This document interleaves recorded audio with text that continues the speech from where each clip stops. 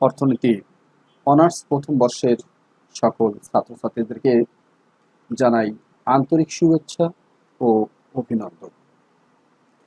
প্রিয় শিক্ষার্থী, আমি প্রথমে আমার পরিচয় দিচ্ছি। আমি মোহাম্মদ আলী, সহকারী অধ্যাপক, অর্থনীতি, সরকারি বিএল কলেজ, খুলনা। আমি আজকে তোমাদের সাথে অর্থনীতি অনার্স প্রথম বর্ষের মৌলিক পরিসংখ্যান বিষয়ের তৃতীয় অধ্যায়ের কেন্দ্রীয় প্রবণতার পরিমাপ বিষয়ে আলোচনা করব। তো আমরা আলোচনার শুরুতেই আমরা একটি ছবির দিকে লক্ষ্য করি। আমরা আসলে ছবিতে কি দেখতে পাচ্ছি? কেউ কেউ হয়তো বলবে যে ছবিতে আমরা একটি পাহাড় দেখতে পাচ্ছি, কেউ বলতে পারবে আমি একটি পর্বত দেখছি, কেউ বলবে মাউন্ট ফুজিকে দেখছি, আবার কেউ বলবে যে না, এটা একটা বালির ঢিবি। তো প্রিয় শিক্ষার্থী, আমরা একটু ভিন্নভাবে চিন্তা করি। এই বালের ঢিবি হোক আর মাউন্ট ফুজি হোক, আমরা যদি একটু অন্যভাবে চিন্তা করি তাহলে দেখব যে একটা একগুচ্ছ রাশি, তথ্য, বালি যাই হোক, এর মাঝ বরাবর দুই ভাগ করলে দুই পাশে সমান এবং মাঝ বরাবর একটু উঁচু হয়ে আছে। অর্থাৎ সমানভাবে দুই পাশ দিয়ে ঢালু হয়ে মাঝখানে দিকে কিছু পরিমাণে বালি বা নুড়ি বা পাথর কিংবা তথ্য রাশি, এই মাঝখানে যে জড়ো হওয়ার যে প্রবণতা, এটা আমরা এখানে লক্ষ্য করছি। অর্থাৎ পরিসংখ্যানের ভাষায় একে বলা হয় কেন্দ্রীয় প্রবণতা।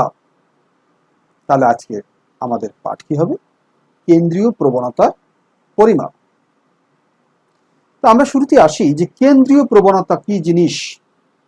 আমরা ওই পাহাড় বা বালির ঢিবি বা যেটাই আমরা দেখলাম, সেটাকে যদি আমি ডাটা বা তথ্য রাশির সাথে মিলিয়ে দেখতে চাই, তাহলে আমরা যেটা পাবো যে ডাটাকে যদি আমরা চিত্রের মাধ্যমে দেখাই, যেমন হিস্টোগ্রাম বা আয়তলেখ, তোমরা পূর্বের চ্যাপ্টারে পড়ে আসছো, অঙ্কন করে আসছো, তাহলে আমরা কি পাই যে তথ্য বিশ্বের রাশিগুলোর কোনো কোনো একটি বিশেষ সংখ্যার দিকে তারা ঝুঁকে পড়ে আর অন্য দিকে সমান হারে থাকে।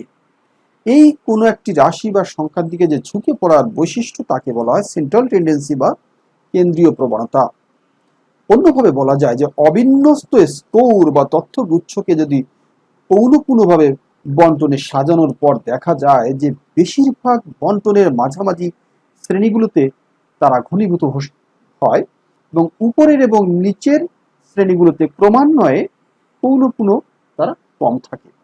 অর্থাৎ স্কোরগুলো কেন্দ্রের দিকে ছুটে যাওয়ার বা ধাবিত হওয়ার বা ঘনীভূত হওয়ার একটা প্রবণতা, একে বলা হয় কেন্দ্রীয় প্রবণতা।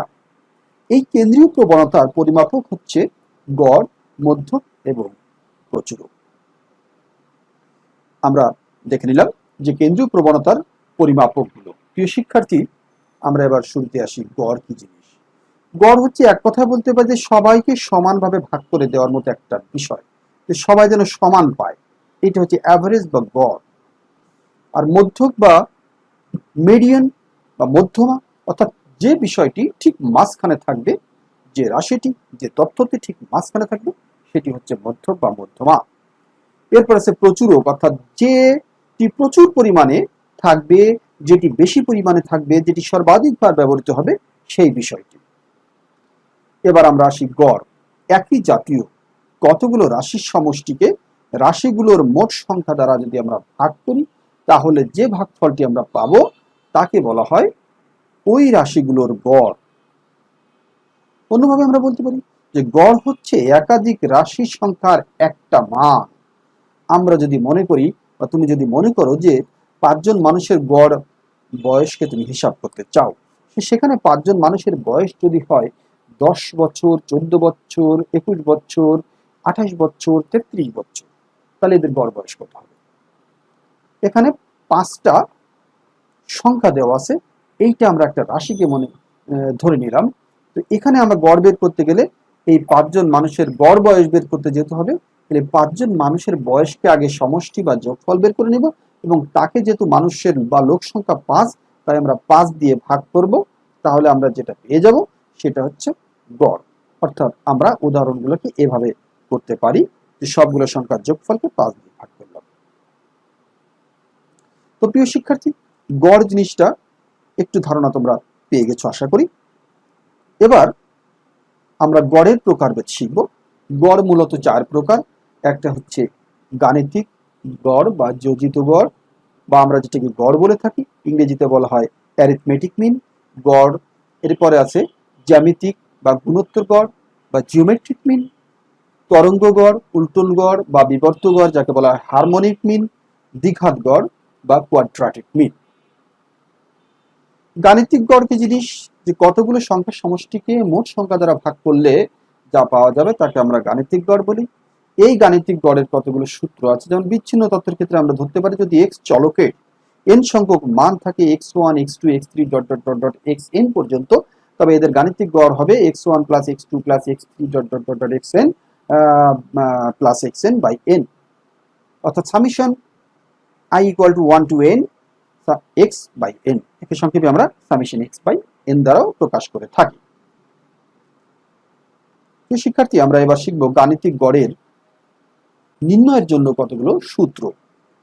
আমরা সাধারণ সিরিজের ক্ষেত্রে, সাধারণ সিরিজ বলতে আমরা সেই সিরিজকে বোঝাচ্ছি যেখানে কিছু বিচ্ছিন্ন রাশি থাকবে এবং অশ্রেণীকৃত তথ্য সংখ্যা থাকবে, যেখানে বিচ্ছিন্ন তথ্য এবং গণসংখ্যা এরকম থাকতে পারে। সেক্ষেত্রে আমরা কি করব, আমাদের গাণিতিক গড় নির্ণয়ের প্রক্রিয়া বা পদ্ধতি আছে দুটো। একটা হচ্ছে প্রত্যক্ষ পদ্ধতি, আর একটা হচ্ছে সংক্ষিপ্ত বা পরোক্ষ পদ্ধতি। আমরা প্রত্যক্ষ পদ্ধতিতে গাণিতিক গড় নির্ণয় করতে গেলে আমরা বিচ্ছিন্ন চলকের ক্ষেত্রে কি করব? আমাদের বিচ্ছিন্ন চলকের ক্ষেত্রে প্রত্যক্ষ পদ্ধতিতে গাণিতিক গড় নির্ণয়ের সূত্র হবে x bar equal to summation x by n। এখানে x বার হচ্ছে চলকের গাণিতিক গড়, সামেশন হচ্ছে চলকের সমষ্টি, n হচ্ছে মোট তথ্য সংখ্যা।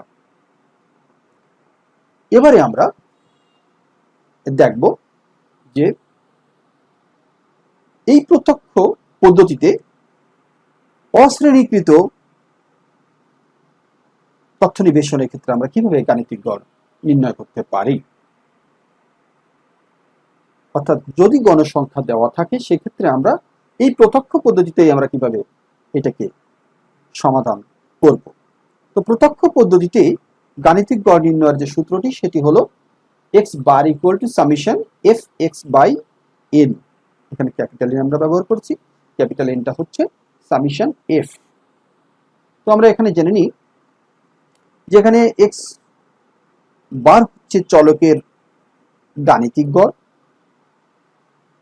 f হচ্ছে গণসংখ্যা প্রকাশের চিহ্ন, সামেশন f x হচ্ছে প্রত্যেকটি চলকের সাথে তার গণসংখ্যার গুণফলের সমষ্টি,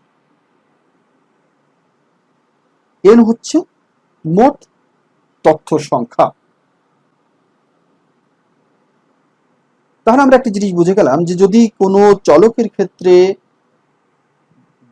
গণসংখ্যা দেওয়া থাকে তাহলে আমাদেরকে ওই প্রত্যেকটি চলকের সাথে তার গণসংখ্যাকে গুণ করে একটা কলামে নিয়ে আসতে হবে, এবং সেই কলামটি যোগ করে যেটা পাবো সেটা হবে এফ এক্স অর্থাৎ সামেশন এফ এক্স। আর প্রত্যেকটি গণসংখ্যাকে যোগ করে আমরা যেটা পাবো সেটা হচ্ছে এন। এইটা হচ্ছে summation F X by N, অর্থাৎ এক্স বার বা চলকের যোজিত গড় বা গাণিতিক গড়। এটাকে বলা হচ্ছে যে প্রত্যক্ষ পদ্ধতিতে গণসংখ্যাযুক্ত চলকের ক্ষেত্রে গাণিতিক গড়। তো প্রিয় শিক্ষার্থী, তোমরা এতক্ষণ ধৈর্য ধরে কেন্দ্রীয় প্রবণতার পরিমাপের সামান্য একটু বিষয় আমি তোমাদের বোঝানোর চেষ্টা করলাম। আশা করি তোমরা আমার এই ক্লাসের সাথে থাকবে, এবং সেই পর্যন্ত সবাই ভালো থাকবে, সুস্থ থাকবে। ধন্যবাদ।